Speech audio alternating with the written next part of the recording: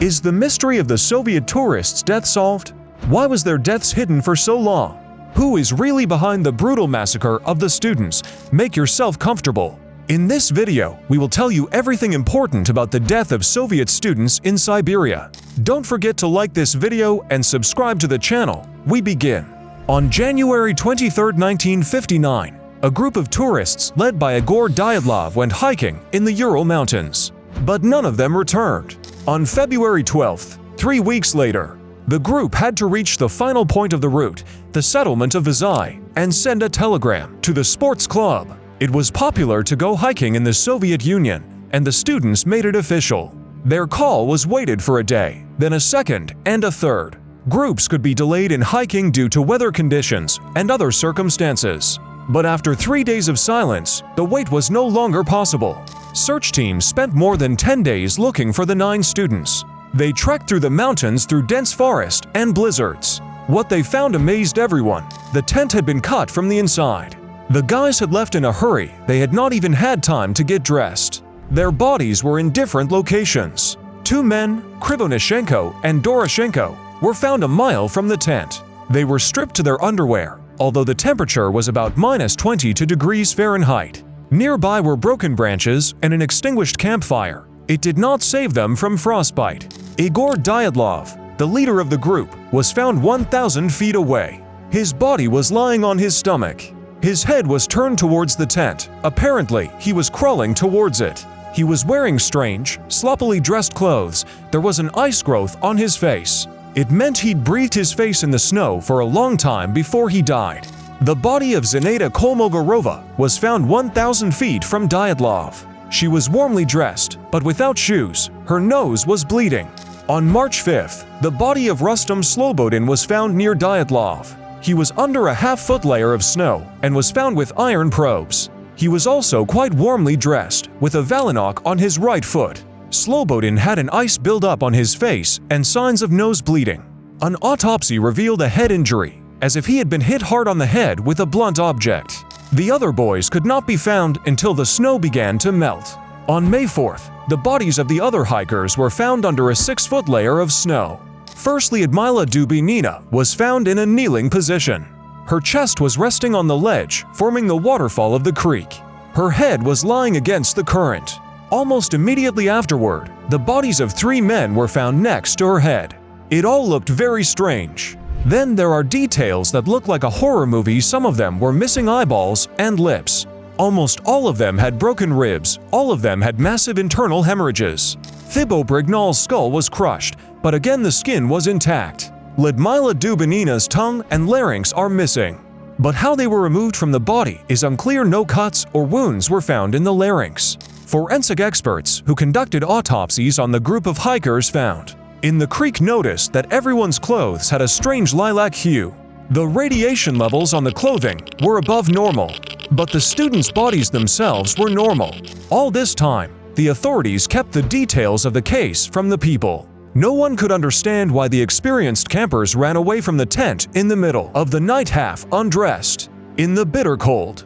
Despite the secrecy on the part of the authorities, people still quickly learned about the tragedy and began to speculate. To begin with, it was necessary to sort out the Dyatlov group. These guys were comrades from the city of Sverdlovsk. They all went to university and played sports together. In the Soviet Union, sports were very important, and in the 70s, sports tourism was especially popular. Siberia has beautiful nature, so young people like to spend time in the mountains and forests. Igor Dyatlov led the students' hike. The tourists had a detailed plan.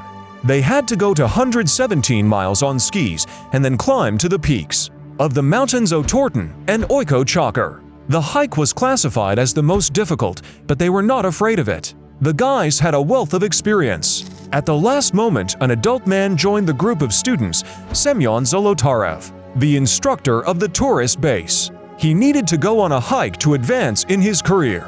The guys trusted his experience and took him with them. But what happened on this trek? Why were the circumstances of the group's death so mysterious? We will look at 6 of the most popular versions.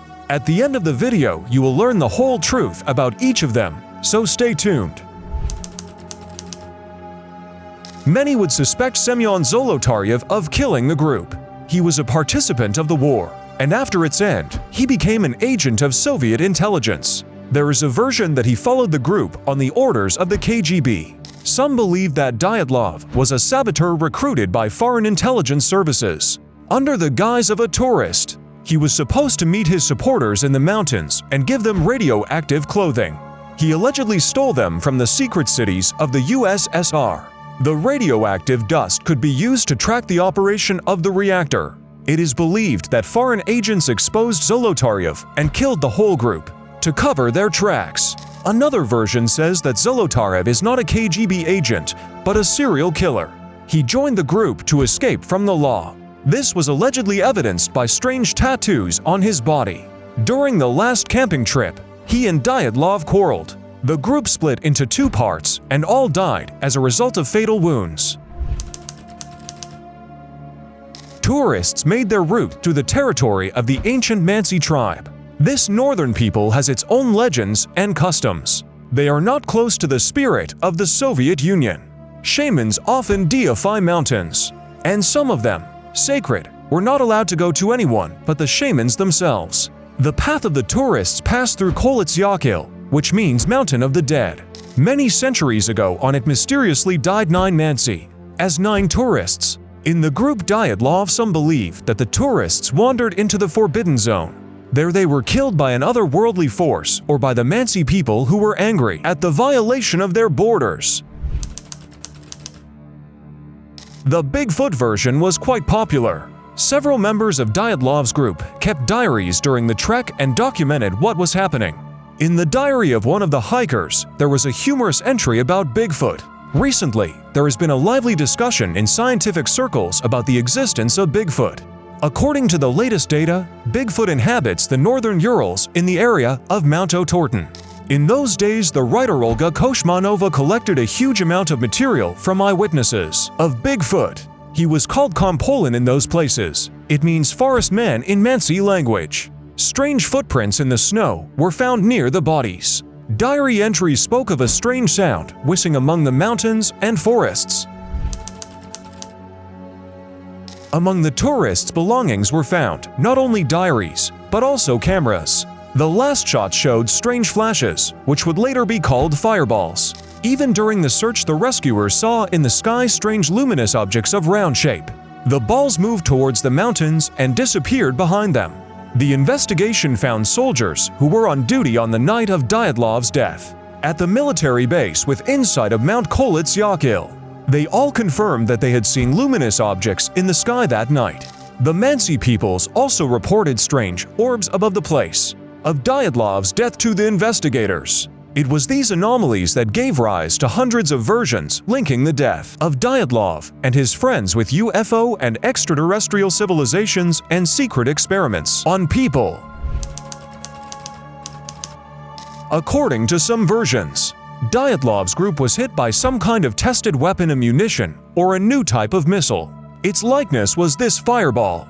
It is believed that it provoked fright and hasty abandonment of the tent, and perhaps directly contributed to the death of people. This also explains their strange skin color and traces of radiation on their clothes. Another variant says that in those lands chemical weapons were tested, which affected the psyche of the tourists and drove them crazy. That is why they were so strangely dressed and maimed. But why did no one suspect an avalanche? The tent of the comrades stood in the mountains. There was a heavy snowstorm. Snow avalanche seems to be one of the most logical versions, but it was more difficult to prove it than the version with UFOs. The tent of the tourists was put by all rules and did not risk to get under the avalanche. If the avalanche buries the tent with people, they will not get out of there so easily. And if the avalanche was weak, it should not have frightened experienced hikers so much that they would have run out into the cold without clothes. Even a weak avalanche could have covered the tracks left by someone in the snow, but they were still there. There are many more versions of why the group of tourists died under such mysterious circumstances. Many journalists call this story the main mystery of the 20th century. But what really happened to the guys? No evidence of Semyon Zolotaryov's involvement was found. All his friends and colleagues confirmed his decency and professionalism. In reality, He was not connected with criminals in any way. Mansi people are friendly.